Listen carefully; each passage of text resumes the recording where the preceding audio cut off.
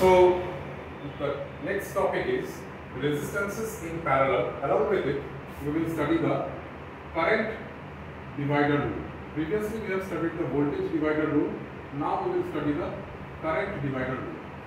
So resistances in parallel means we know that 1 by R equivalent is equal to 1 by R1, 1 by R2. This is the two resistances. If they are connected in parallel, then the equivalent resistance is this, given by this. So let us prove it. First of all, let us draw a parallel circuit containing two resistances, simple two resistances, and let us join them with a voltage source V, where R1 and R2 are the two resistances. A current I is flowing. Now remember what I have told, that in parallel circuit the voltage remains the same across each of the appliers, but the current breaks up into two. So the currents will be I1 and I2, which is equal to I. So I will be equal to I1 plus I2.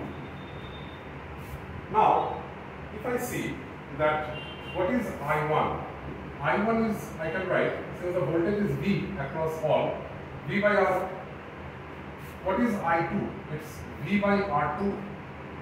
Now if I add up I equal to I1 plus I2, then V by R1 plus V by R2, and this I is the voltage total divided by the total resistance. The total resistance, let it be R equivalent resistance.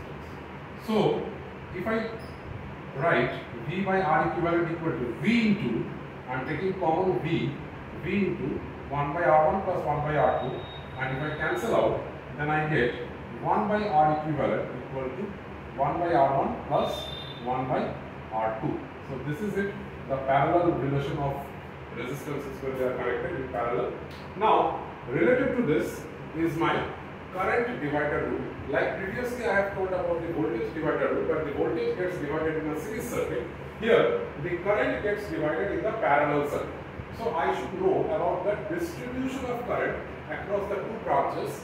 Suppose when I am not given about the voltage, when I don't know what is the value of voltage, then if I am given the value of the two resistances and if I am given the total current flowing through the circuit, then I should be able to calculate the value of I1 and I2 separately. So how will I do it?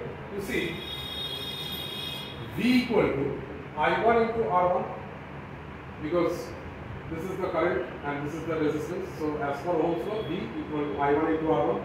Similarly, V equal to I2 into R2.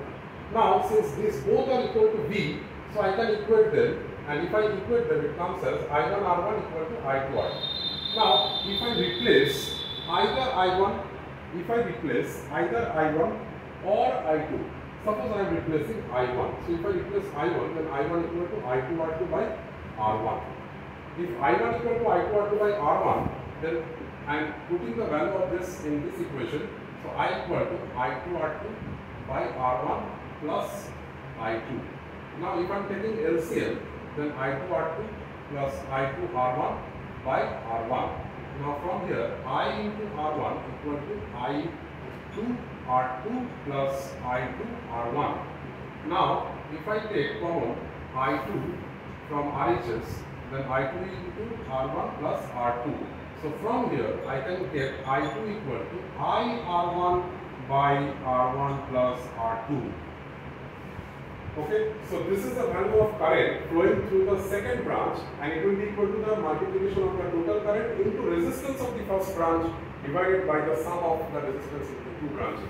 Similarly, if I try to calculate I1, it will come like I into R2 by R1 plus R2. So this is the current divider rule associated with the parallel circuits. Thank you.